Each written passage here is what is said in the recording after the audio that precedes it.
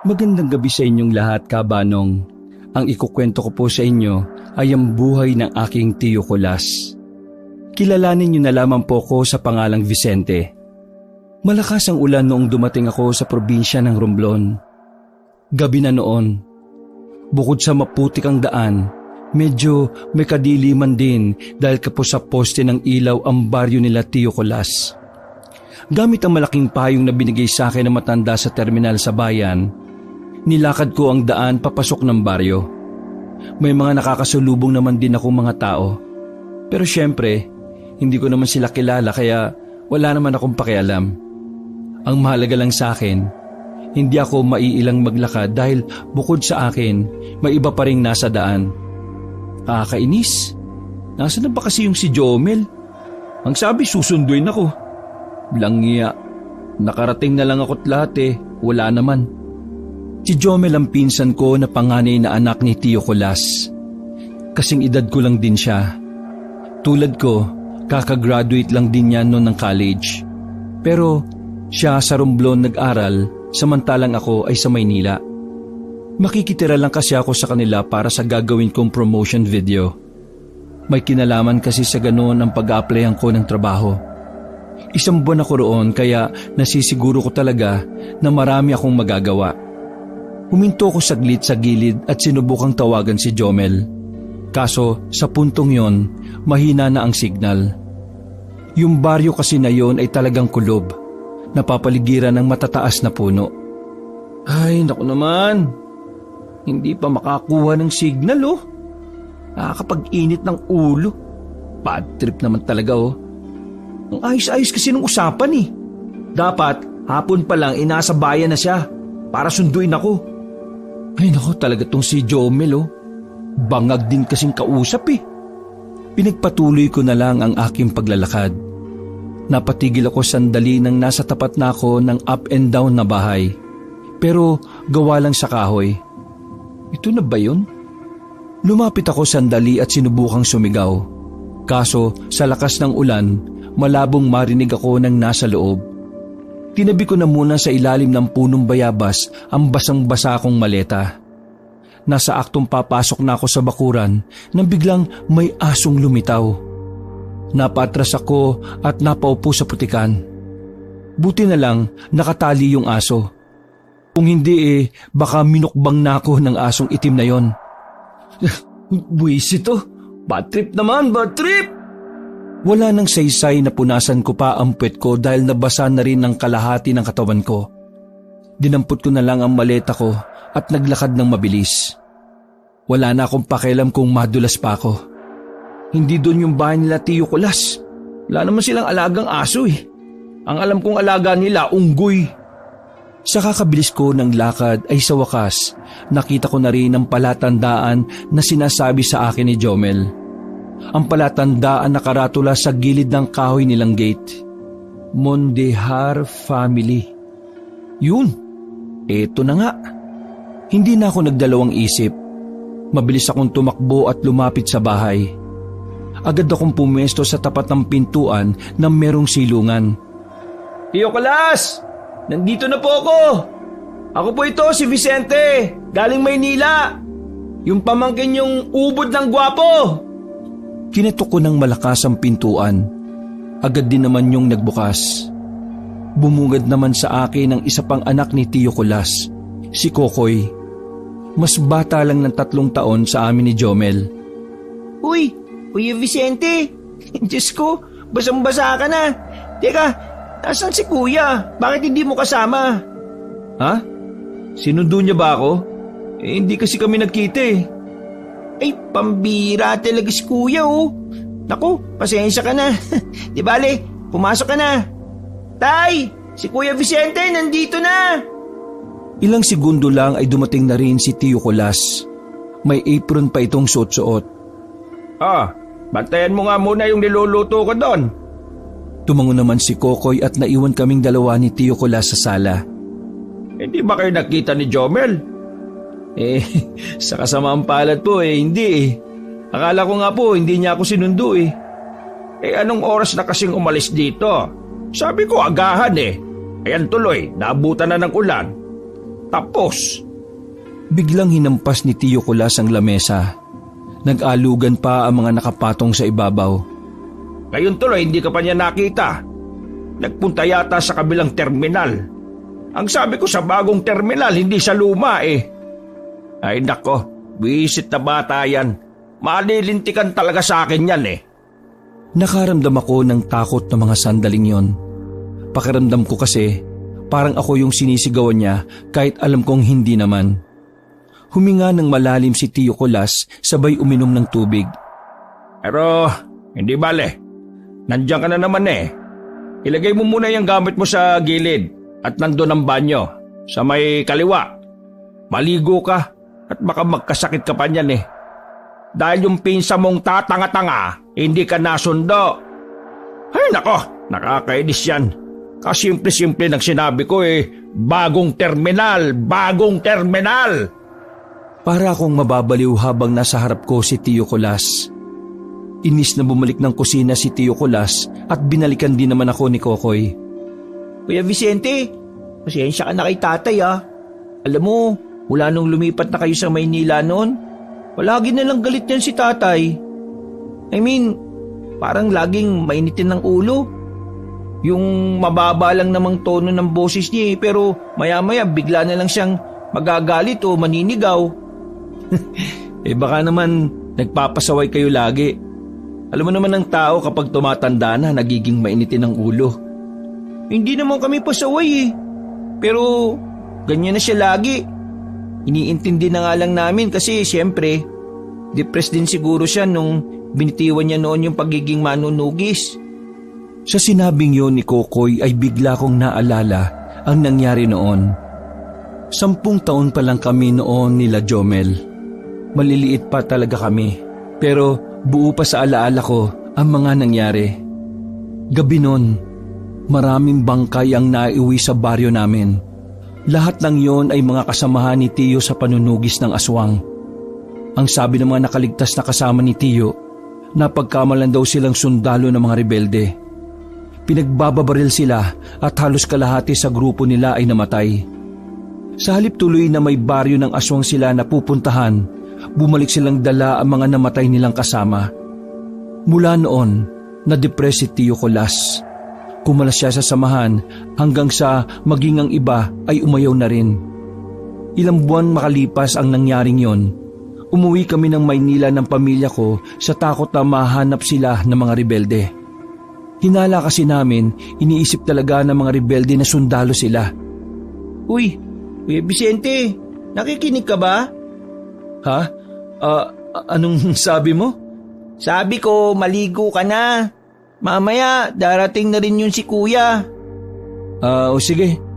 Maraming salamat ha. Ako na bahala dyan sa gamit mo, kuya. Kumuha ko ng pamalit sa maleta ko at nagtungo na rin sa banyo. Hindi maalis-alis sa isipan ko ang nangyari noon. Lalong-lalo na ang kakaibang nakasanayan nila Tio Kulas noon. Lagi kasi silang may napapatay na iba't ibang uri ng aswang. Oo, tama. Naalala ko na. Boy Latigo nga pala talaga yung tawag kay Tio Kulas noon. Tama. Kasi kakaiba yung latigo niya noon eh. Para akong tanga na nagsasalita sa loob ng banyo habang nakaharap sa salamin. Napatigil lang ako nang marinig ko ang boses ni Tio sa maliit nilang sala. Ang galing mo talaga, Jomel. Yung susunduin mo nauna pa sa'yo. Kukupad-kupad ka kapag lalaki ang susunduin. Pero kapag babae ang susunduin mo kahit kasing baho pa ng kanilang hininga mo mabilis ka pa sa snatcher sa bayan. Tayo naman kasi, sabi mo bagong terminal. Hindi mo ba alam na bago na rin ang terminal na pinuntahan ko? Na-renovate na yun, tay. Di sana dalawa pinuntahan mo. Pwede ba yun? Hatiin ko yung katawan ko.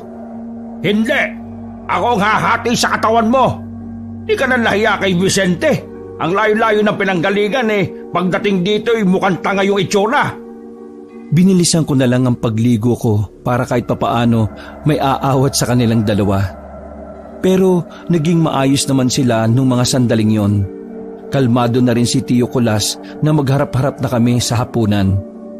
Ang sarap ng luto ni Tio Kulas. Mula noon hanggang sa puntong yon, walang pinagbago ang kahusayan ng Manong sa pagluluto. Tiyo, maraming salamat po sa pagtanggap sa akin dito ha. Masaya po akong makita kayo ulit eh. Pasensya ka na kung lagi akong nakasigaw ha. Pero, kumusta na nga pala ang tatay mo? Kailan ba siya makakadalaw dito? Sabi niya, baka dito kami magpasko kasama kayo. Oh, talaga? Di, maganda kung ganon. Tagal ko na rin hindi nakakasama yung tatay mo eh. Nakakausap naman kami sa cellphone pero alam mo naman, mahina ang signal dito. Uy, bro, isa na nga pala ha. Nalito talaga ako eh. Nabasa ka pa tuloy ng ulan. Ayos lang. Ikaw rin naman nabasa eh. Ang malaga, nandito na ako. Kasama na kayo. Ilang araw mo bang kailangan tapusin yung promotional video mo? Kung ayos lang po sana, mga 1 buwan po ako rito para mas marami pa po ako magawa. Ay wala namang problema sa akin. Ang iniisip ko lang kung kaya mo pa bang tumagal ng 1 buwan dito. Hindi ito Manila ha, probinsya ito. Sa katunayan po, mas gusto ko pa nga rito tiyo eh.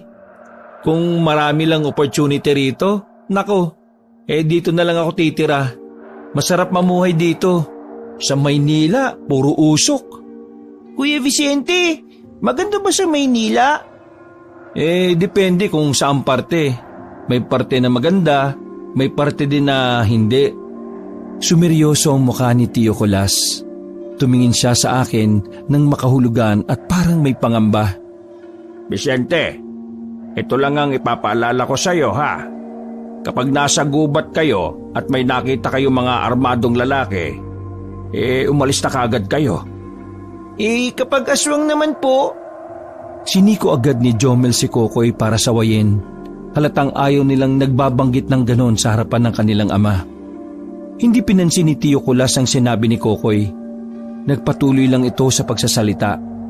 Para mas magandang tanawin ang mapuntahan ninyo, doon sa norte. Sakay lang kayo ng isang tricycle.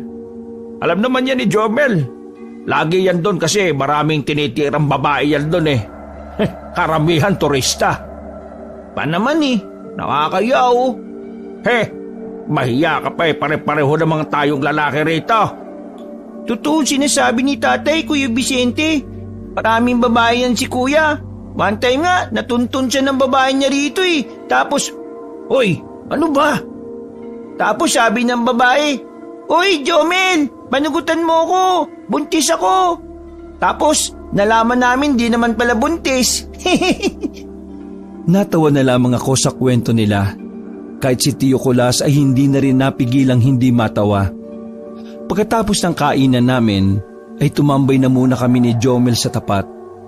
Humina na rin ang ulan noong mga sandaling yon. So, dito ka na pala muna ng 1 buwan. Bakit? Ayaw mo ba? Siyempre gusto, no? May kasama na akong mambababae. Siraulo ka talaga. Pero, itong totoo. Tinigilan ko na pare dahil sa nangyari. Bakit? Ano bang nangyari? Huwag ka nalang maingay kay tatay Nung nakaraang buwan, may nakilala ako sa norte. Magandang babae. Tapos, ilang linggo lang nakalipas, nalaman ko aswang pala yun. Yung lolo kasi na kaibigan ko, nabo ko yung babae na yun. Mula nun, hindi na nagpakita sa akin yung babae. Hindi ko na sinabi kay tatay kasi galit siya kapag may nababanggit ng aswang Nagkakatroma kasi si Papa sa mga aswang na yan. Alam mo naman, yung nangyari dati, di ba? Ayun. Ikaw naman kasi magtino ka na. Baka mamaya dahil dyan sa kakaano mo sa mga babae, maligaw na naman dito ang mga aswang. Kinaumagahan ay tuluyan ng tumila ang ulan. Maaga kaming nagising ni Jomel para sa napag-usapan namin. Meron kasi siyang alam na magandang pagkukuhanan ng video. Sinamantala na namin ang medyo umayos na rin ang panahon. Gusto sanang sumama ni Kokoy noon kaso hindi siya pinayagan ni Tio Kulas. Hindi ko alam kung bakit pero parang mas nag-aalala pa siya kay Kokoy kesa kay Jomel. Hindi ko na lang pinansin at inisip ko na lang na baka normal lang yon. Total, bunso naman kasi si Kokoy. huwag kayo masyado magpapagabi. Baka abutan pa kayo ulit ng malakas na ulan, ha? Opo, Tiyo. Uwi po kami ng mas maaga. Kumaway pa kami sa kanila bago kami tuluyang makasakay ng tricycle. Napansin ko na parang iba rin ang reaksyon ng mukha ni Tiyo. Para siyang nababahala na hindi namin maintindihan. Habang nasa biyahe na kami, ay hindi namin napigilan ang magdaldalan. Ang tagal din kasi mula nang huli kaming magkita ni Jomel. Alam mo ba, kahit matagal nang retired si tatay bilang manunugis, marami pa rin talagang humahanga sa kanya eh. Minsan nga sinasabi nilang sundan ko yung yapak ni tatay. Ayoko naman nun. Gusto kong makaharap ang mga kliyenteng hindi mga aswang. Kailan ka ba magtatrabaho? Sa December pa eh. Inaasikaso ko pa kasi yung iba kong requirement. Tsaka hindi pa rin kasi ako handa sa training. Kaya kailangan ko pa ulit mag-aral ng 6 na linggo sa susunod na buwan. Ganun pala. Ako naman, kapag nakumpleto ko na lahat ng gagawin natin, may papasok ko nito sa pinag-a-applyan ko. Ito na lang ang kulang eh. Kapag na-approve, matik, papasok na ako. Kaya salamat talaga sa tulong mo ah. Buti nga, Romblon ang napili mo eh. Siyempre naman, dito ako sinilang eh. Mga ilang sandali lang ay napapreno ng malakas ang tricycle driver. Galit na galit ang lalaking sinigawa ng matandang babae. Bigla na lamang kasi yung tumawid ng walang pasabi. Bumaba na nga kami ni Jomel para awatin ng driver. O Manong, tama na po yan. Matanda na yan eh. Isira ulo, matanda ito eh. Madulas na nga ang daan eh. Bigla-bigla pang tatawid. Kundi ba naman tumandang paurong eh. Lumapit sa amin ang matanda. Tumingin ito sa amin isa-isa. Pero tumigil ang tingin niya sa driver ng tricycle. Bigla na lang yung tumawa. Lumabas ang malalaking ipin na naninilaw na. Pagkatapos ay naglakad na rin palayo ang matanda. Napailing na lang ang tricycle driver. Maging kami ni Jomel ay nahiwagaan na lang din sa matanda. Sa hindi malamang dahilan, bigla ko na lang naramdaman na parabang may kakaiba sa matandang yon. Pero pinilit ko na lang hindi pansinin. Wag kayong pabaloko sa mga ganyan ha. Minsan modus yan eh. Papasagasa tapos hindi mo pa nasasagi, tutumba na kagad. Natawa na lamang kami ni Jomel sa driver. Makalipas pa ang ilang sandali, inarating na rin namin ang sinasabing ginagawang tourist spot ng karamihan. Dahil magdamag na nag-uulan nun, wala pang gaanong tao. Basa pa kasi ang lupa at delikadong umakyat ng bundok. Sigurado ko bang okay lang sa'yo? Medyo madulas eh. Ready na ako, Insan. Ako pa ba? Basta pagkakitaan, go lang ako ng go. Ikaw bahala. Ako, sanay na ako. Ikaw lang naman ang inaalala ko eh. Tara na. Mauna ka kasi. Ikaw naman ang nakakaalam eh. Insan, alam mo yung tricycle driver kanina? Bakit? Dating kasama ni Papa sa organisasyon dati yun. Isa sa mga nakaligtas sa pag-atake sa kanila ng mga rebelde. Kaya pala medyo maangas din eh, no? Maangas talaga yun, pre. Dating kasama ni tatay sa organisasyon dati. Isa sa mga nakaligtas sa pag-atake sa kanila ng mga rebelde. Kaya pala medyo maangas din eh, no? Maangas talaga yun, pre. Sa sama nila tatay, yun lang ang may napapatay na aswang nun. Kahit mag-isa lang siya. Oo nga pala. Hanggang ngayon ba may aswang pa rin? Hindi ko alam. Matagal-tagal na rin nung huling may namataan dun sa amin eh. Yung huli, kung hindi ako nagkakamali mga 4 years nung pagkatapos niyang umalis. Tik-tik ang nakita. Naku, nakakatakot no? Naalala ko dati, lagi silang may dalang sako eh. Tapos laman nun, chop-chop na katawan ng tao. Nakakalungkot nga lang kasi pagkatapos ng nangyaring yun nagkawatak-watak na sila. Mas mainam na siguro yun para magkaroon sila ng payapang buhay. Napatigil kami sa pag-akyat nang may makita kaming bag sa gilid. Basa ang bag, tapos pigta lang isang sukbitan sa balikat. Nagkatinginan kami. Medyo maganda kasi ang bag. Mamahalin yon base kay Jomel. Napaisip kaming dalawa kung kaninong bag yun. Nang suriin pa naming maigi, nakita naming may malaking hiwa pala yun sa gilid. Para bang hiniwa ng matalas na bagay. Kanino kaya to? Parang naiwan eh. Hindi, insan. Kasi kung iniwan yan dyan, dapat hindi yan sira. Parang hinablot to kaya nahagip ng kung anong matalim eh. Tara, buksan natin? Kagi, sigurado ka? O bakit? Baka mamaya meron ng may-ari niyan eh. Mapagbintangan pa tayo. Ay, oo nga no. O sige, wag na lang. Yan na natin yan dyan, tara na. Bakit na sana kami sa itaas kaso bigla na lang may 2 babae at 1 lalaki ang natatarantang bumaba. Base sa mukha ng mga yon ay para bang meron silang nakitang kung ano.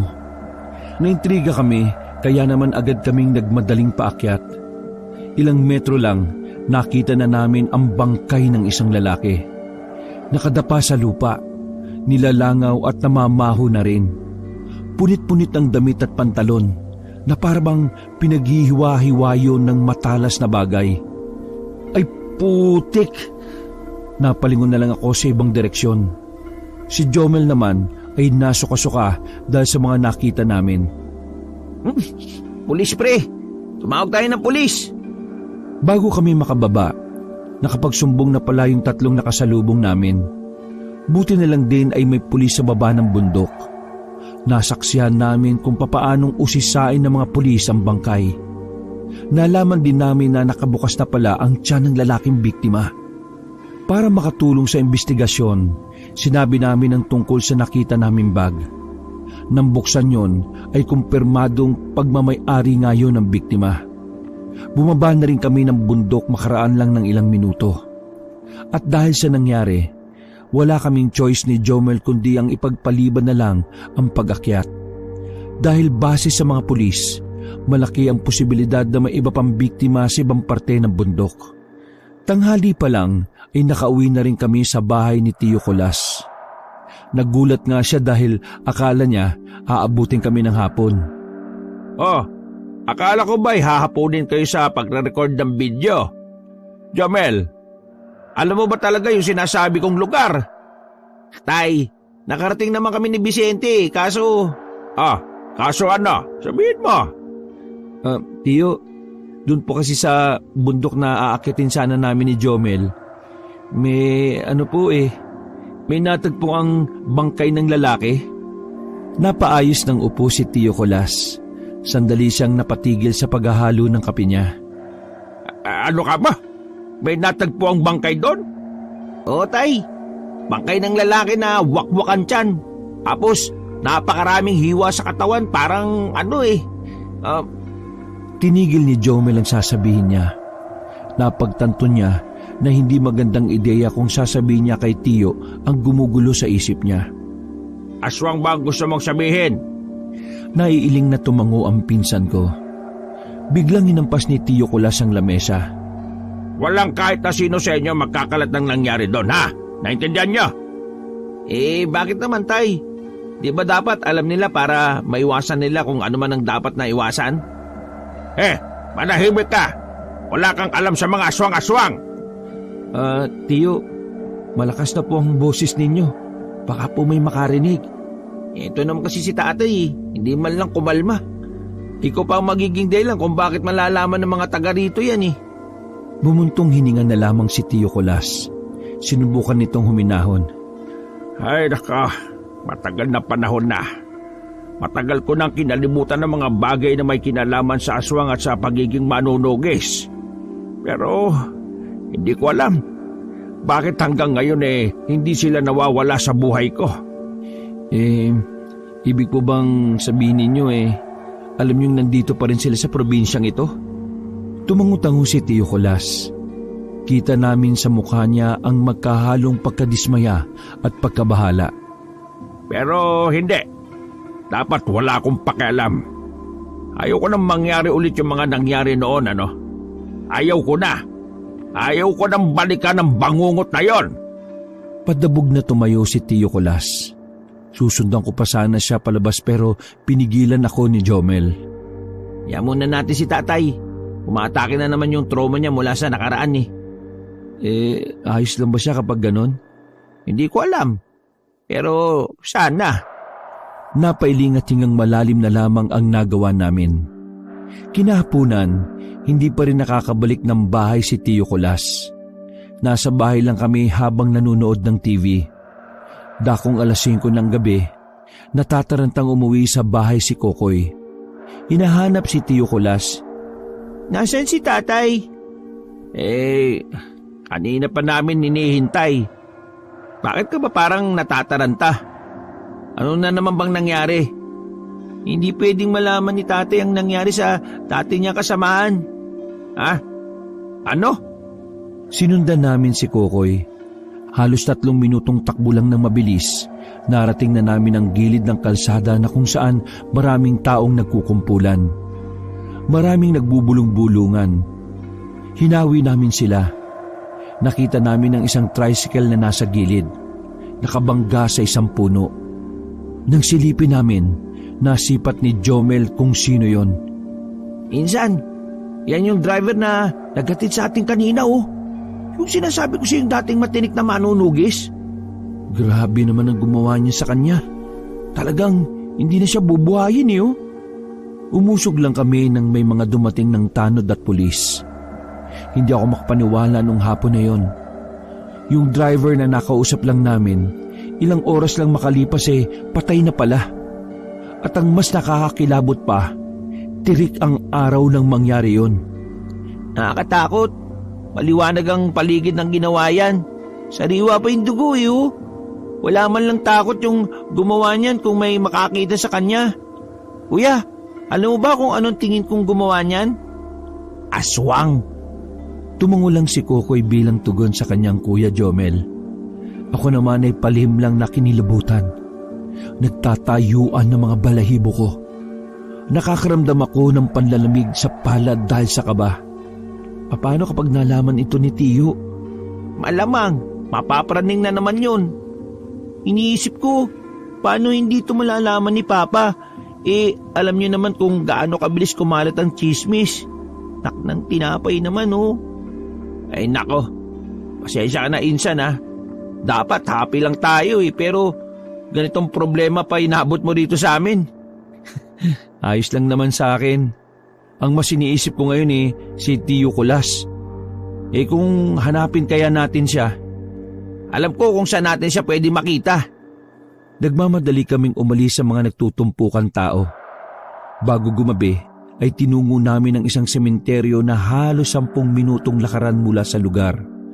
Pagdating namin doon, natanaw kagad namin si Tio Kulas na nakatayo sa harapan ng mga nicho. Kapag napapraning si tatay pinupuntahan niya rito yung mga kasamaan niya. Dito kasi lahat nakalibing Kahit umuulan ng malakas, basta gusto niya pumunta rito, pupunta talaga siya. Wala siya pakialam sa panahon. Grabe pala talaga ang pinagdaraanan ni Tio, no? Kilala siyang mandirigmang dilatigo noon. Alam ng mga tao kung gaano siya kahusay lumaban. Kaya isang malaking dagok sa kanya nang maraming nadismaya sa nangyari. Isa rin kasi siya sa sinisisi noon. Kaya nga naawa kami kay tatay Kahit na madalas niya kaming nasisigawan, inuunawa na lang namin. Hindi naman sa pakikialam mga Insan Pero sa tingin ko, mas malalagpasan niya yung ganito kung tatanggapin niya Kailangan niya maintindihan na ang problema ay hindi tinatakasan. Kailangan niyang maramdaman na may mga kasama siya sa pinagdaraanan niya. Dumaan ang malamig na hangin. Habang nakatayo kami sa di kalayuan kay Tio, binantayan at pinanood lang namin siya. Makalipas ang ilang minuto, nakita naming umalis na rin siya. Buong akala namin ay uuwi na siya noon. Pero nagtaka kami dahil ibang direksyon ang kanyang tinahak. Sinundan namin si Tio sa pag-aalalang baka saan siya mapunta. Kamalas-malasan pa dahil bigla na lamang umulan ng malakas. Ganun pa man, hindi namin hinayaan na mawala siya sa paningin namin. Kumagat na ang dilim ng mata nung naming pumasok ng kagubatan si Tio. Lamig na kami sa ulan. Pero dahil kailangan naming alamin kung saan siya pupunta, ay sinundan pa rin namin siya. Oh, nasa na si Tio? Hindi ko makita. Ang lakas ng ulan eh. Dito kuya, dito si tatay dumaan, tara. Sinundan na lang namin si Kokoy. Sa aming tatlo, si Kokoy daw ang may higit na kaalaman sa pasikot-sikot sa gubat. Madalas daw kasing nanguhuli ng gagamba si Kokoy noon. Kung minsan din ay nangangaso. Hindi nagtagal ay nakarating kami sa Talampas. Ibabaw ng bundok na may malawak na kapatagan. Nakita namin si Tiyo doon. Nakatayo lang siya nung una. Kami naman ay gumilid at nagtago sa mga kawayanan. Anong ginagawa ni Tiyo dito? Ala kuya, ililibing na ba ni tatay sarili niya? Oy, siraulo ka ba? Nakita mo lang na naguukay eh. Sa lugar na ito, dito niya ibinaon yung armas niyang latigo. Ibig ba nitong sabihin babalik na siya sa pagiging manunugis niya? Hindi ko rin alam eh. Pero kung ano man ang magiging desisyon niya, gusto kong suportahan siya sa mga gagawin niya. Halos 10 minuto rin kaming tatlo na naghintay. Mga ilang sandali lang, nakita na lang namin si Tiyo Kulas na may winawasiwas ng latigo. Humarap siya sa kinaroroonan namin. Agad naman kaming nagtago sa pag-aakala na naramdaman niya kami. Dumapa kami kahit na halos talsikan na kami ng putik.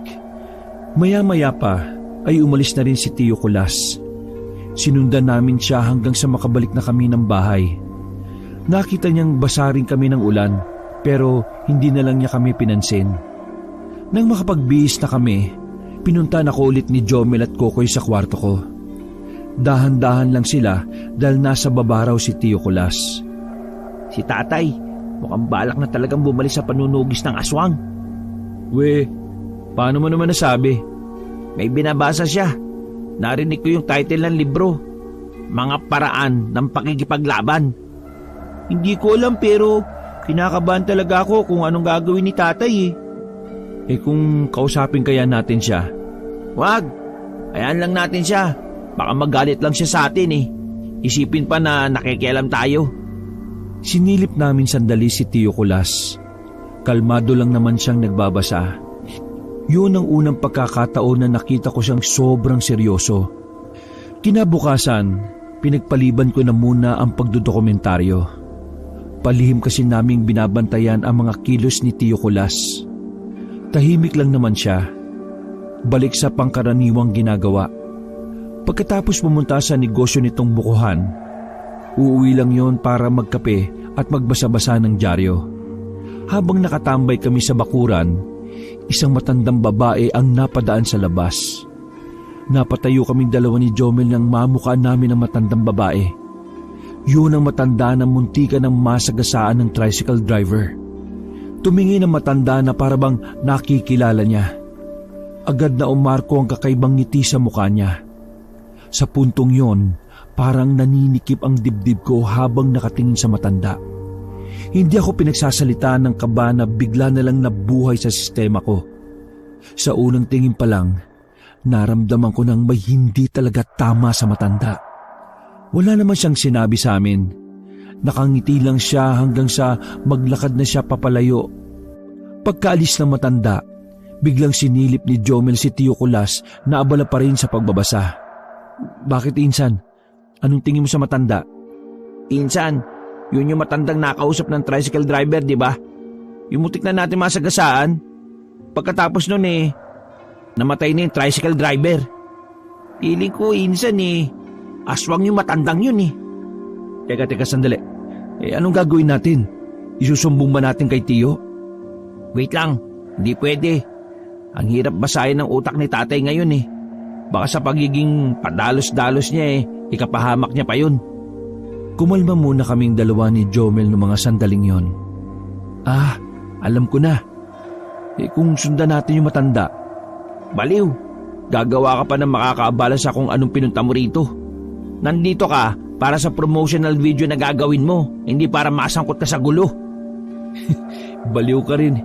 Kapakanan nating lahat yung nakasalalay rito Lalo na si Lolo. Hindi ka ba nababahala? Pinatay yung dating kasama ni Tiyo Kulas? Naguguluhan ako Teka, sandali nga lang. Hayaan mo ako mag-isip. Umupo si Jomel sa gilid. Nakahawak pa siya sa sentido niya. Maging ako rin ay parang sinasakitan ng utak nung oras na yon. Mas lalo pa kaming kinabahan nang biglang lumabas na si Tio Kulas. Nakita niya kaming parang hindi mapalagay. Ano bang ginagawa niyo? Bakit pareho kayong nakahawak sa mga sentido niyo? Kasi tay, oo, sinusubukan namin mag-teleport. Ano? Mag-ano? Uy, Jomel, ano ba pinagsasabi mo?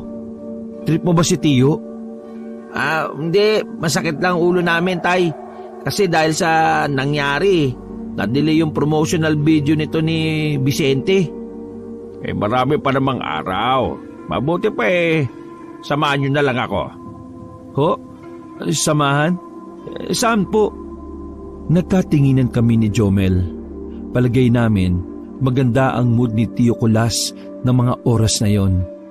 Kaya sasamantalahin na naming sakyan kung anuman ang trip niya. May pupuntahan akong kakilala. Kailangan ko ng kasama para may taga-bitbit. Oo, sige po. Sasama ko. Ikaw, Jomel, ikaw ba? Kung sasama ka, di sasama na rin ako. Yun naman pala Hintayin niyo lang ako at magpapalit lang ako ng maayos na damit. Buong akala namin ay narinig ni Tio Kulas ang pinag-uusapan namin. Nang lumabas ulit si Tio Kulas, ay sabay-sabay na rin kaming umalis. Hindi namin alam kung saan lugar kami pupunta. Basta ang hinala namin ni Jomel, ang pupuntahan namin ay isang dating kasamahan ni Tio. Sumakay kami sa maliit na jeepney. Sabi ni Jomel, medyo malayo-layo kapag gano'n na raw ang sinakyan.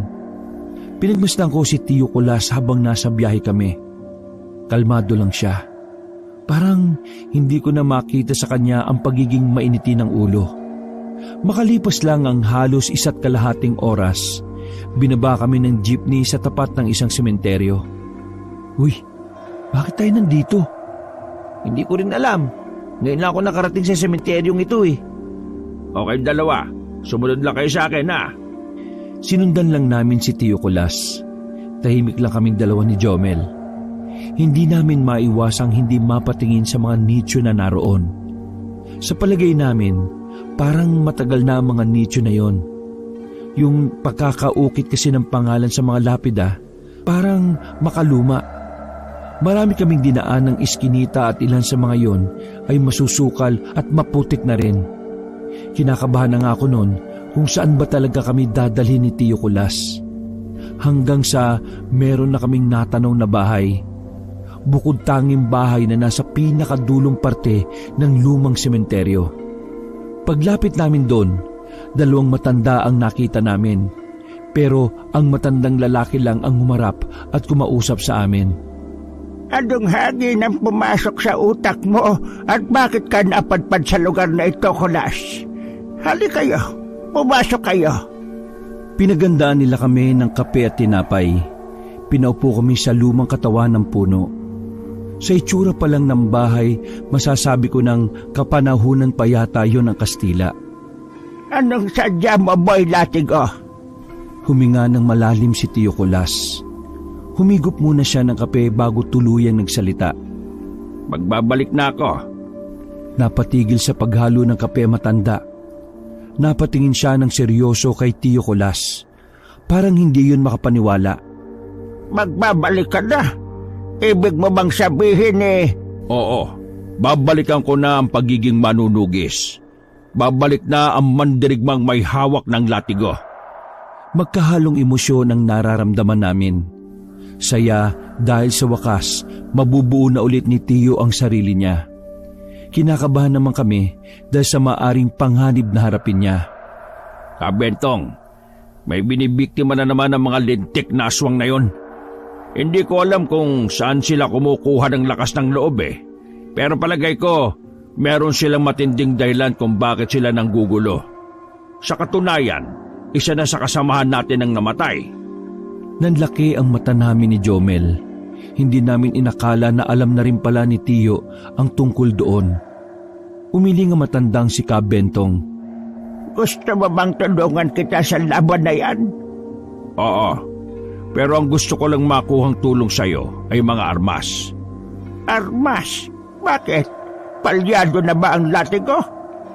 Ang armas na pwedeng ibigay ko sa mga tao, hindi natin alam ang pwedeng mangyari. Nakalimutan mo na ba kung ano ang ginawa sa atin ng mga rebelde? Paano ko naman makakalimutan ang pangyayaring yon? Nawala roon ng pinakamamahal kong kapatid. Ano? Ibibigay mo ba sa akin? Siyempre, tutulungan kita.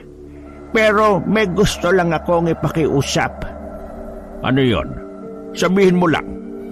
Kapag ako namatay, gusto kong dito ako ililibing sa lugar na ito.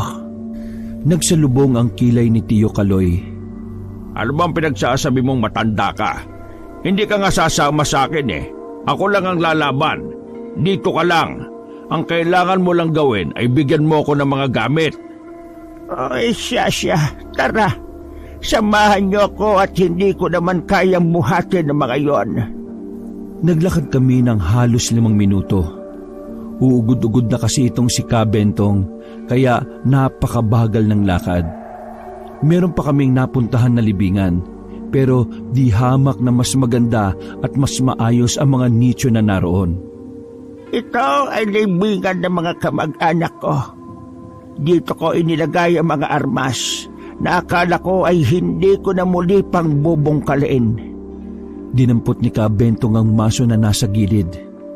Tumingin siya sa amin ni Jomel. Si Petong dalawa na ito. At bakit parang wala namang silbi? Etong isang ito, anak ko. Eto namang isa ay pamangking ko. Hay, kayong dalawang binata. Kunin niyo itong tig-isang maso. Wasakin niyo ang puntod na yon. Yung walang nakasulat na pangalan. Noon ay nagtaka pa kami sa sinabi na matanda. Nagkaroon kami ng pag-aalinlangan dahil baka may mahukay kaming kalansay. Mawalang galang na po, pero di ba libingan ng tao yon? Bakit po? Tigil mo, ipapawasak ko yan kung may bangkay o kalansay sa loob. Nasa loob niyan ng mga armas. Ganun po ba? Pasensya na po. Akala ko lang po kasi... Sige na, madali na. Bilis! Kinuha na namin ang tig-isang maso. Sinimulan namin ang magpukpok sa makapal na marmol ng nichong yon. Mabigat ang maso kaya medyo nahihirapan kami. Iniisip ko na lang talaga noon na dapat mawasak namin yon. Dahil mukhang may pagkamainitin din ang ulo ni Kabentong. Unti-unti naming nabutas ang malaking nicho. Nang magkaroon na kami ng pagkakataon para makasilip, nagulat kami nang biglang may nakita kaming kalansay ng tao na nasa loob. Natumba pa kaming pareho ni Jomel. Tiyo, may kalansay sa loob. Sigurado ka ba na nandito yung gamit? Ano bang pinagsasasabi niyo, ha? Sumilip ang matandang si Kabentong. Maging siya ay napakamot na lamang sa ulo nang makumpirma ang sinabi namin. Sinasabi namin. Inatake na naman ako ng ulyanin. Nako, doon pala sa kabilang puntod. Ano ba talaga? Doon ba talaga? Baka mamaya mabungkal na natin mga kamag-anak mo tapos wala naman pala rito. Sigurado na ako, doon talaga yon. Napailing na lamang si Tio Kulas. Umusog lang kami sa kabilang puntod. Di hamak na mas maganda ang puntod na yon kumpara sa una. Kaya medyo nag-aalangan kaming dalawa ni Jomel sa oras na yon. Maya-maya lang ay muli naming sinimula ng pagbubungkal. Halos 5 minuto lamang ay nabutas na namin ang puntod na yon. Nakahinga kami ng maluwag nang makitang wala ng kalansay sa loob. Bumungad sa amin ang mga itak na mukhang ilang dekada na ang edad. May ilang pana at palaso. Meron ding mga latigo, mga punyal at kung ano-ano pang patalim. Ito lang ang naitago ko mula nang makawatak-watak tayo. Maraming salamat, Kabentong. Siguradong magugustuhan ng mga tagalugar ang sasabihin ko sa kanila. Nagkamayan silang dalawa. Nakita namin ang determinasyon sa mukha ni Tio Kulas. Ayon kay Jomel, matagal na panahon na raw niyang huling nakita ang ganon sa kanyang ama. Madalas, lagi raw nakasimangot o kaya naman ay tulala. Inilagay namin sa sako ang mga gamit. 2 sako ang napuno. May kabigatan din kong buhatin. Matapos ang sandaling usapan ni Tio Kulas at Ka Bentong, nagpaalam na rin kami. Hirap na hirap kaming buhatin ang sako dahil may mga nakauslipang mga matutulis. Tay, paano pala natin ito isasakay sa jeep? Magbabayad tayo ng triple para pasakayin tayo. Ngumisi lang si Tio Kulas. Natawa na lang din kami ni Jomel dahil sa kaangasan na ipinakita niya. Nakasakay naman kami kagad nun. Sumakto pa na kakilala ni Tio ang nasakyan namin. Habang nasa biyahe kami, ay may ilan din kaming nakasabay na pasahero. Nung una ay wala kaming pakialam sa mga kasama namin. Pero habang tumatagal, napapansin ko ang pabalik-balik na tingin sa amin ng 2 lalaki. Insan, tingnan mo yung 2 sa dulo. Kanina pa tingin ang tingin sa atin yan eh. Kilala niyo ba yan? Hindi naman namin kilala yan. Ang sama makatingin eh. Binalingan ko ng tingin si Tio Kulas. Pasimple rin siyang tumingin sa 2 sa dulo. Dumaan pa ang mga sandali ay nagbabaan na rin ang ibang pasahero. Kami na lang ang naroon at ang 2 lalaki na nasa dulo. Nakita na lang namin si Tio na biglang lumapit sa 2. Nataranta ang 2 lalaki at dali-daling tumalon palabas ng jeep. Huminto ang sasakyan. Nagtaka ang driver sa nangyari. Pero sinabi na lang ni Tio Kulas na may atraso sa kanya ang 2 lalaki. Agad na nakatakbo palayo ang 2 lalaki. Hindi na rin namin hinabol dahil marami kaming bitbit. Nang makababa na kami sa tapat ng barangay namin, doon na sinabi ni Tio Kulas kung ano ang 2 lalaking yon. Nakatakas yung 2 loko. Siguradong makakapagsumbong yon sa mga kapwa nila aswang. Sabi ko na nga eh, tama ang hinala ko. Mukha silang hindi aswang eh. Paano mo naman nalaman na aswang yon, Tay? Nararamdaman ko yung base sa mga kilos at tingin nila. Hindi naman sa pakikialam, Tio ah. Pero ano po bang gagawin niyo kung sakaling magsumbong nga yung 2 yon? Ano pa nga ba? Di palag-palag na. O sige na, buhatin nyo na yan at nang makauwi na tayo. Naglakad na kami papasok ng barangay namin. Pagkarating namin sa bahay nila, nakita kaagad namin si Kokoy sa bakuran na nagsisibak ng kahoy. Diretso lang na pumasok si Tio. Habang kami naman ay inilapag na muna sa gilid ng hagdan ang dala naming sako. Oh, saan ba kayo galing? Bakit ang tagal nyo? Tsaka ano yung nasa sako? Kalakal? Mga gamit niyang panglaban sa aswang. Napahinto si Kokoy sa sinisibak niya. Lumapit siya sa amin at tiningnan ang laman ng sako. Kuya, ibig ba nitong sabihin, babalik na si tatay sa... Oo. Nagulat nga rin ako eh. Bigla na lang siyang nagdesisyon ng ganon. Nakita ko ang kakaibang saya sa mukha ni Kokoy. Matagal na kasi niyang gusto na maging manunugis uli si Tio Kulas. Kinagabihan, lumabas kami ng bahay. Kasama namin si Tio Kulas. Isa-isa naming inabisuhan ng mga residente na magtipon sa bulwagan ng barangay. May ilan na hindi pumunta at may ilan din namang mga nakiisa. Pinayagan din si Tio Kulas ng kapitan dahil kilala naman siya sa lugar nila. Mga kalugar, ako si Kulas, ang kilalang boy latigo nung kasagsagan pa ng samahan. Nandito ako sa inyong harapan para ipabatid sa inyo ang tunay na nangyayari. Matapos ang maraming taon, muli na namang nagpaparamdam ang mga aswang. May mga biniktima na sila. Alam kong alam nyo naman ang bagay na yan.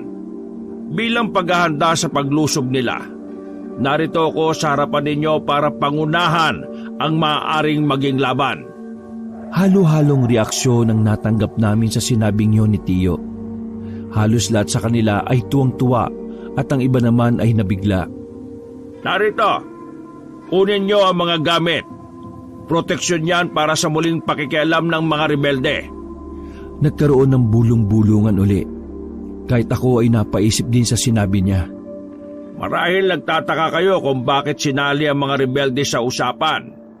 Mga rebelde ang pumatay sa mga kasamahan ko noon dahil tinutulungan nila ang mga aswang na ubusin ng mga manunugis. Kaya ngayon, kalaban din natin sila. Ang kakampi ng mga aswang ay kalaban ng taong bayan. Napapatango na lang ako. Nadadala ko sa positibong hiyawan ng mga tao. Noong mga sandaling yon, wala na sa isip ko kung ano ba talaga ang pinunta ko doon. Parang mas mahalaga pa sa akin noon na matapos muna ang problema ni Tio Kulas. Naging matagumpay ang pagpupulong na yon.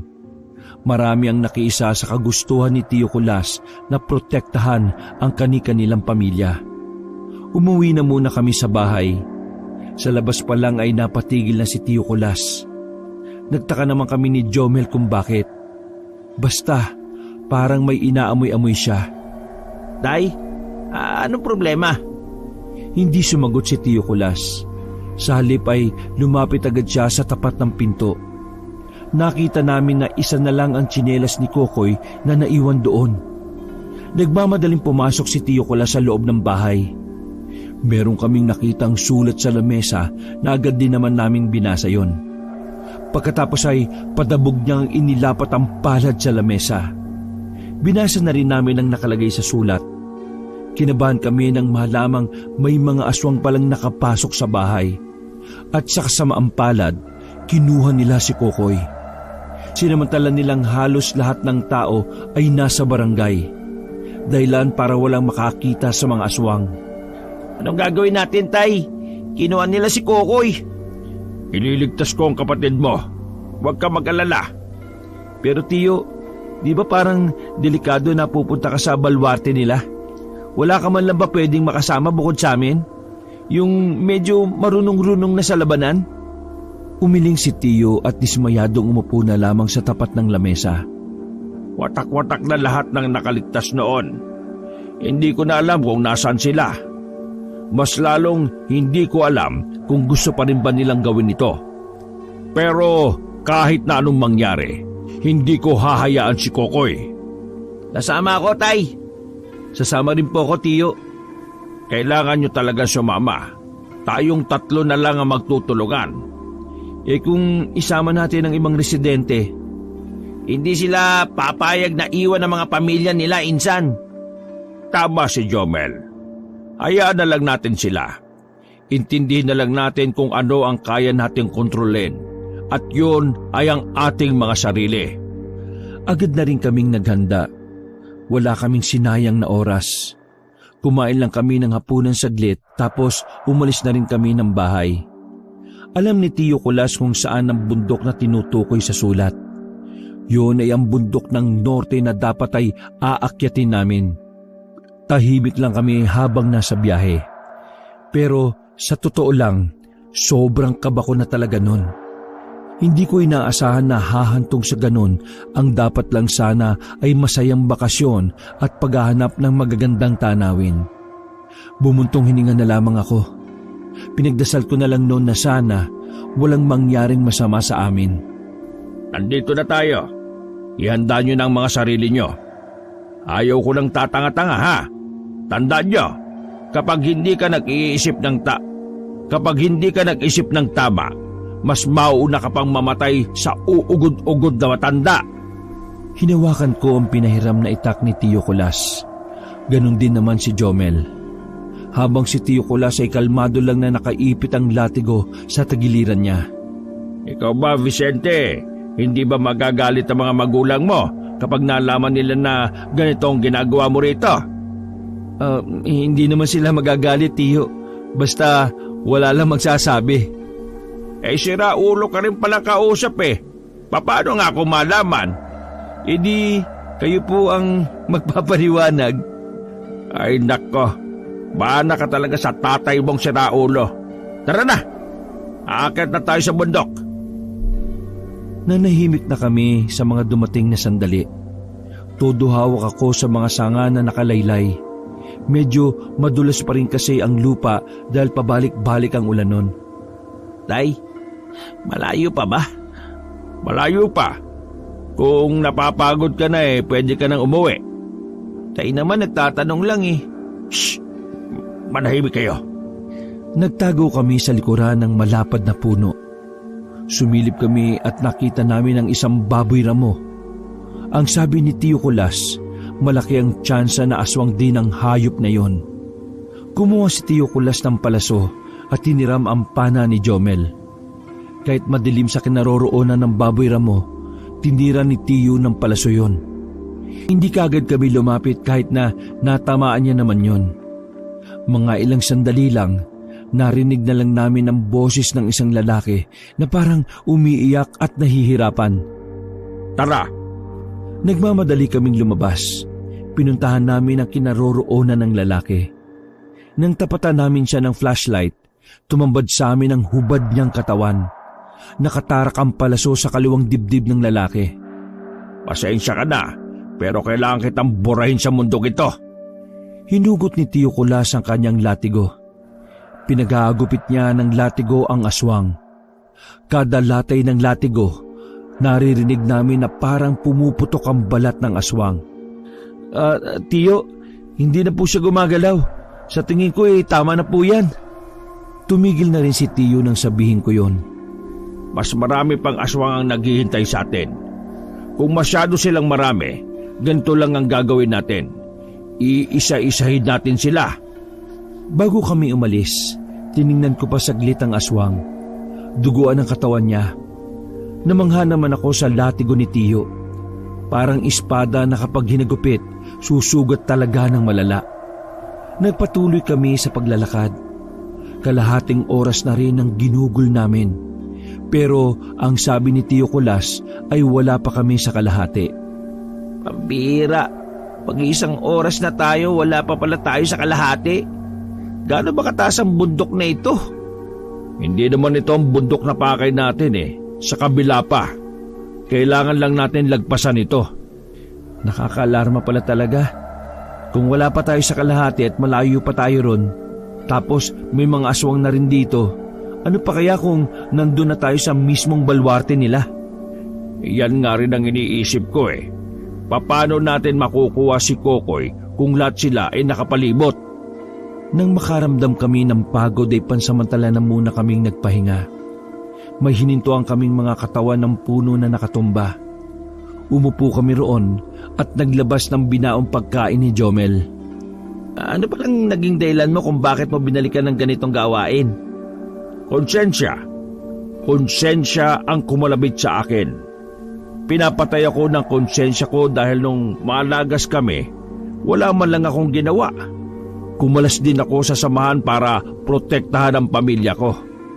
Pero kahit na kailan, hindi ako nagsisisi sa ginawa kong desisyon. Sadyang pinapraning lang ako ng konsensya dahil maraming tao ang umaasa sa akin noon. Tio Kulas, nag-aalala po ko kay Kokoy Paano kung saktan nila si Kokoy o kaya naman gawin din nilang aswang? Kayang-kaya kong ibalik sa dati si Kokoy kung gagawin nilang aswang. Huwag lang nilang sasaktan. Tay, kung ako ba ang kinuha ng mga aswang, ililigtas mo rin ba ako kagaya ng ginawa mo ngayon? Ililigtas mo rin ba ako kagaya ng ginagawa mo ngayon? Aba malamang, sira ulo pa lang tao ka Mula kasi pagkabata namin, madalas lang ang atensyon mo kay Kokoy Siniko ko kagad si Jomel. Alam ko kasi na noon pa man ay may tampo na siya kay Tio Kulas. Uy, hindi ngayon ang tamang oras para dyan, no? Ikaw ba nagseselos kay Kokoy? Kasi kung nagseselos ka, huwag ka na sumama. Baka napipilitan ka lang. Mahal ko si Kokoy at wala siyang kinalaman sa kung ano man ang tampo na nararamdaman ko sa inyo. Ayun naman pala Bakit kailangan mo pang sabihin yan ngayon? Alam mo namang nasa alanganing kalagayan tayo Baka kasi mamatay na ako ngayon at hindi ko pa nasasabi sa inyo Uy, para kang tanga. Mais ka nga. Saka na natin pag-usapan ng sama ng loob mo kapag nasa maayos ng lahat. Sa ngayon manahimik ka. Para kang batang nagmamaktol Ano pa nga ba? Inakbayan ko na lang din si Jomel para kumalma na siya. Mabuti na lang din at kalmado lang rin si Tio Kulas sa mga sandaling yon. Katahimikan na naghari sa mga sumunod na sandali. Nguya na lang ni Jomel ang maririnig at ilang kuliglig. O tara na, nasasayang ang oras. Kahit na hindi nag-iimikan ng dalawa, nagpatuloy pa rin kami sa paglalakbay. Ang pinakamalaga sa aming lahat noon ay mabawi si Kokoy. Natanaw namin ang kabilang bundok. Sabi ni Tio Kulas ay malapit-lapit na raw kami sa paroroonan. Kaya naman unti-unti na ring umandar ang kaba sa sistema ko. May mga nakikita kaming liwanag sa kabilang bundok. Ang sabi ni Tio Kulas, malaki ang tsansa na lugar na yun ng mga aswang. Oh, parang malapit na tayo. Kung sinong gustong mamatay kagad dyan, pwedeng magtanga-tangahan. Tay, dalawa lang kaming kasama mo. Sino ba pinariringgan mo? Teka, may naisip akong paraan para mabawasan ang sama ng loob niyo sa isa't isa. Paraan? Anong paraan naman yan? Pag natapos na natin ang problemang ito, magsuntukan kayong dalawa. Labasan lang ng sama ng loob. Kayo ba ng tatay mo nagsuntukan na? Ho? Hindi pa naman ho. Bakit gusto mo mangyari sa amin yon? Sinaulo ka talaga no? Hindi, sorry ho Tiyo. Bawat takbang namin nang maglakbay na ulit kami ay parang mabigat. Hindi naman sa natatakot ako, sadyang kakaiba lang talaga ang pakiramdam ng isang Manilenyo. Nahaharap ako sa mga nilalang na kahit kailan hindi ko pinangarap na makita o makaengkwentro. 20 minutos ang nakalipas. Nasa paanan na kami ng bundok nang magtago na naman kami. May dala-dala silang lampara na siyang nagsisilbi nilang liwanag. Kahit ilang metro ang distansya nila, kitang-kita nila na may itsura ang mga babae. Lalong-lalo na si Jomel na talaga namang malinaw ang mata pagdating sa mga dilag. Tiyo, huwag mong sabing aswang din yan Malamang sa malamang, aswang rin yan. Ay, sayang. Ang gaganda pa naman. Kung gusto mong laplapin, lapitan mo. Lalaplapin din ang bituka mo yan. Napailing na lamang si Jomel dahil sa lakas ng pambabara ni Tiyo. Pagkalagpas ng dalawang babae, ay saka kami lumabas. Buong akala namin ay nakadaan na ang dalawang babae pero nagkamali kami. Umakyat lang pala sila sa itaas ng puno. Tumalon sila sa likuran namin. Hinawakan kaming dalawa ni Jomel. Muntikan na nila kaming mahila pero nagulat kami nang tumalon si Tio Kulas palapit sa amin. Sabay niyang hinagupit ng latigo at tinamaan ng isang babae sa muka. Alam naming nasugatan agad ang babae dahil tumalamsik pa ang dugo sa amin. Hindi na kontento si Tio Kulas. Sinundan niya pa ng maraming hagupit ang isang babae. Mangisay-ngisay ang babaeng yun. Yung babae namang medyo payat, nagawa niyang makalapit kay Tio Kulas. Nakalmot niya si Tio sa braso. Pero agad din naman kaming rumisponde ni Jomel. Sabay naming tinaga ng itak ang babae. Pagkatapos ay si Tio Kulas naman ang naglatigo. Sabay niyang nilalatigo ang dalawa hanggang sa mapahiga na lang sa lapag. Sabihin niyo sa akin, may biniyag ba kayong binata? Sa halip na sumagot ng maayos, ay piniloso po lang sila ng isang babae. Binihag? Sa tingin mo rin kaya meron? Tumawa ang babae kahit na hirap na yung magsalita. Masyado ka palang maligalig Sige, sa impyerno ka na magligalig. Nasa aktong lalatiguhin na ulit ni Tio pero pinigilan ko siya. Sandali Tio, kailangan natin masiguro kung nasa taas nga si Kokoy. Kailangan natin siyang piliting magsalita. Binaba ni Tio Kulas ang latigo niyang nakaamba na sana sa ere. Miss, sabihan mo na lang kung may biyag ba ang kapwa mo. Sabihan mo na lang kung may biyag ba ang mga kapwa mo aswang na isang binata. Kapag sinabi mo, hahayaan ka na namin makatakas. Uy, ano makatakas? Patatakasin mo yan? Magtiwala ka lang. Sasagutin ko ang tanong mo sa isang kondisyon. Kondisyon? Ano naman yon? Halikan mo ang labi kong nagdurugo. Kapal naman ang mukha mo. Kadiri ka. Kung ako si Jomel, baka pumayag pa ako. Pero ako si Vicente, no? Wala tayong mapapala sa dalawang yan. Tuluyan na natin yan. Sige, Tiyo. Hinataw na ng latigo ni Tiyo Kulas ang dalawang babae hanggang sa hindi na yung gumalaw. Hindi ko akalain na mga siraulo din pala mga aswang. Hindi lang siraulo, mga tuso rin sila. Kaya hindi kayo dapat pumapayag sa mga kondisyon nila. Tara, malapit na mag-alas 12. Tiyo, may isugat ka. May benda akong dala rito. Kinuha ni Jomel ang benda sa kanyang maliit na bag. May samaan pa sila ng loob ni Tiyo, kaya ako na muna ang naglagay ng benda sa kanya. Malayo ito sa bituka, huwag kayo mag-alala. Sa muli naming paglalakad ay napansin ko ang pananahimik ni Jomel. Inakbayan ko siya dahil sa pag-aalala ay naisipan ko ng alamin kung ano ang problema niya. Insan, ayos ka lang ba? May sugat ka ba? Ayos lang naman ako pero Pero ano? natatay na ako kanina pa eh. Ano?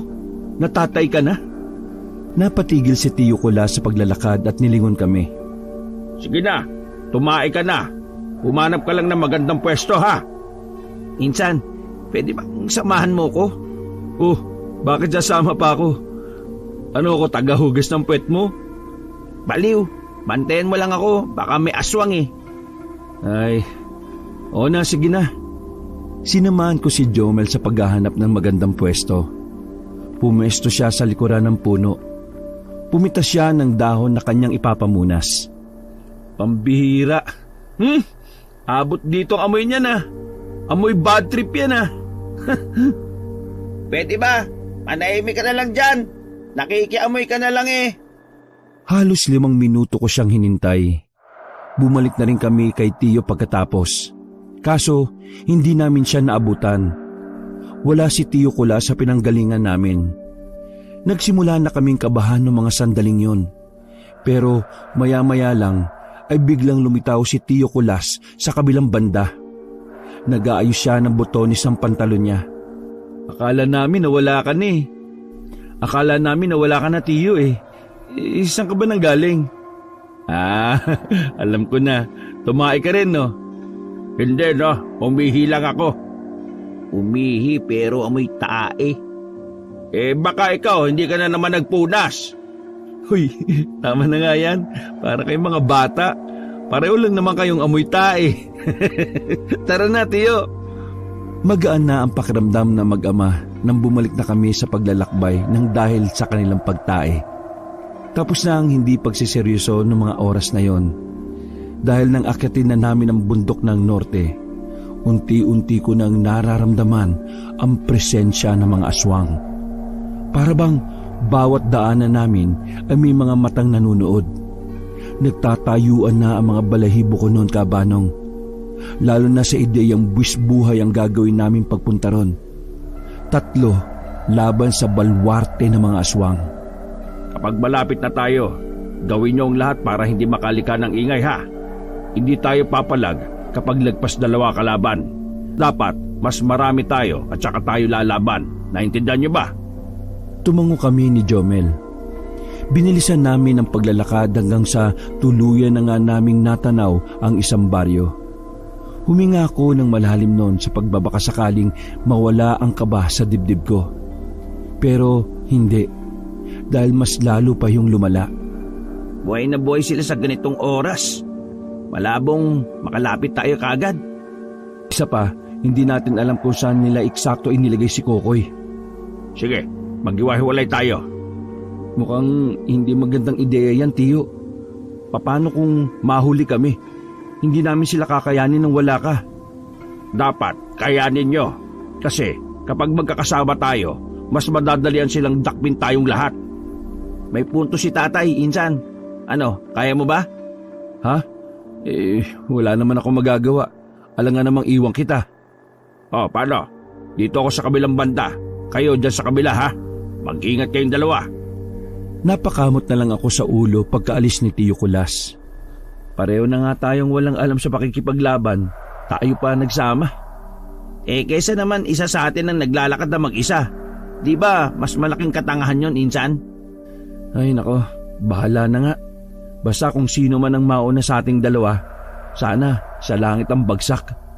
Wala mang karanasan sa pakikipagsagupaan sa mga aswang at aminadong pareho kaming lampa. Nilakasan na lamang namin ang kalooban namin. Inisip ko na lang din na para yon kay Kokoy. Ilang metro ang distansya mula sa kinalalagyan namin. Natanaw namin ang ilang aswang na nagkakasiyahan sa isang bakuran. Kung titinan silang maigi, mukha talaga silang mga aswang. Pero sa unang tingin, mukha lang silang pangkaraniwang tao. Kailangan natin mahanap si Kokoy. Kapag nakita natin sila, balikan natin si tatay. Tama ang naisip mo. Kaya paglakad pa tayo patungo ron. Tara, dali! Sa kakalakad namin ng nakayuko, nasipat na namin ng tingin ang isang mas malawak na bakuran. Para siyang lugar kung saan nagtitipon ng mga aswang. Hindi na sana namin yung papansinin, pero may nakita kaming mga bihag na nakagapos sa mataas na bakod. Ayun si Kokoy! Buhay si Kokoy! Tara, balikan na natin si Tiyo Kulas. Aalis na sana kami nang makita naming kinakaladkad na si Tiyo Kulas doon. Nahuli siya ng mga aswang. Pinadapa siya sa lupa at tinalian ang magkabilang kamay. Gagi, si Tiyo! Wisit naman buhay to. Kakahiwalay lang natin sa kanya, siya pa yung nahuli. Kailangan natin makapag-isip kagad ng paraan. Kung hindi... Napatigil ako sa pagsasalita nang maramdaman na lang namin na may tao na pala sa likuran namin. Dahan-dahan kaming lumingon. Naramdaman na lang namin na may matigas na bagay ang pumalo sa ulo namin. Nawalan kami ng malay ni Jomel. Paggising namin, kasama na namin si Tiyo Kulas sa iisang kulungan na gawa sa makapal na kawayan. Kaya nga tayo naghiwalay para hindi tayo mahuling tatlo. Sumunod naman kayo. Sino ba unang nahuli? Pasensya na, Tiyo, pero mukhang marami palang mga aswang ang narito. Marami ding naglilibot. Ano pa nga bang magagawa natin nandito na tayo. Anong plano? Hintay na lang natin kung kailan tayo kakainin. Napailing na lang kaming dalawa ni Jomel. Nagawa pa talaga magbiro ni Tiyo ng ganon. Bumuntong hininga na lang ako. Nung mga sandaling yon, aminado ko na talagang nawalan na rin ako ng pag-asa. Kumbaga, inasa ko na lang ang sitwasyon namin sa himala. Mga ilang sandali lang, bigla na lamang may mga dumating na aswang. Pinagkukuha nila kami at pwersahang itinali sa puno ng nyog. May dumating na matandang babae. Sobrang pamilyar sa akin ang mukha niya. Siya ang matandang nakita namin ni Jomel sa labas ng bakuran. Siya rin yung matandang hinala namin na pumatay sa tricycle driver. Maligayang pagdating dito, Boy Latigo. Naalala mo pa ba ang mukha ko? Paano ko maaalala kulubot na yung mukha mo? Sino ka ba? Ako si Hermina, ang kapatid ng aswang na pinatay mo noon. Wala akong pakialam. Hindi ko na matandaan Humalakhak ng malakas sa matanda na parabang nababaliw. Huminto naman yun at muling nagseryoso ng muka. Hindi mo maalala? Pues, ipapaalala ko sa iyo ngayong gabi. Ipaparanas ko sa iyo ang sakit na naranasan nila noon. Pagsabing yun ng matanda, ay nagbago ang kulay ng mga mata niya. Nangitim ang mukha niya at humaba ang dila. Halata sa galaw niya ang labis na galit para kay Tiyo. Sinakal ng matanda si Tiyo at saka galit na nagsalita. Ngayong gabi, ipaparamdam ko sa iyo ang naramdaman ko nang mawalan ako ng minamahal. Tumingin ang matanda kay Jomel at ngumiti ng malapad. Kita pa ang gilagid at ang naninilaw ng ngipin. Anak mo siya, hindi ba? O kaya kung siya munang pahirapan ko para mas masaya, sa mismong harapan mo pa. Huwag kang dawag tanda. Huwag kang mandamay ng walang kinalaman dito. Nang kinalaman? Iisa ka rin palang siraulo Anong walang kinalaman? Sinama mo ang anak mo, kaya kasama na siya sa kalbaryong haharapin mo. Sumenya sa matanda sa mga nasa gilid. Kasunod nun ay ang pagtambol ng mga lalaki. Para silang nasa piyesta. Sabay-sabay na tumambol at ang iba naman ay nagsisigawan at nagsasayawan. Ang presensya ng tatlo ay parang isang malaking biyaya sa kanila. Dahil batid ng mga aswang na naroon ay pagkain ng kahahantungan namin. Bagay na mas lalong nakakapagpakaba ng aking kalooban. Tiyo, anong nangyayari? Mukhang tayo ang ihahanda nila sa ritual na gagawin nila. Dito na ba talaga tayo magtatapos? Biglang tumigil ang ingay at tambulan. May 2 aswang ang pwersahang kumuha kay Jomel. Nang subukan pang pumalag ni Jomel ay nasapak pa siya sa muka. Inilagay si Jomel sa mahabang lamesa at tinalian. Akala ko ay doon na matatapos ang pagkulo ng matanda. Pero meron pa itong naisip. Bagay na mas lalong nagdulot ng takot kay Tiyo Kulas. Alam ko na. Naalala ko. Anak mo rin pala yung isa naming bihag. Ilabas niyo ang isang yon. Nagmamadali ang 2 lalaki paalis. Nabahala naman si Tiyo Kulas. Kapag ako nakatakas dito, bibigwasan talaga kita. Nang makuha na si Kokoy, inilagay din siya sa mahabang lamesa. Tabi sila ni Jomel. Tatay, tulong! Anong gagawin nila sa amin? Tatay! Mayak-iyak si Tiyo dahil hindi niya alam ang gagawin niya. Pareho pa kaming nakatali. Nang nasa aktong pupugutan na nila ng ulo si Jomel at Kokoy, bigla na lang nagkagulo ang mga aswang. Yung pala, dumating sila ka Bentong kasamang iba pang mga manunugis. Nagkandalabo-labo na. Ang matandang si Hermina naman ay gumapang paakyat sa punong nyug. Tama pala ang dating namin. Isa-isa nila kaming tinanggalan ng tali.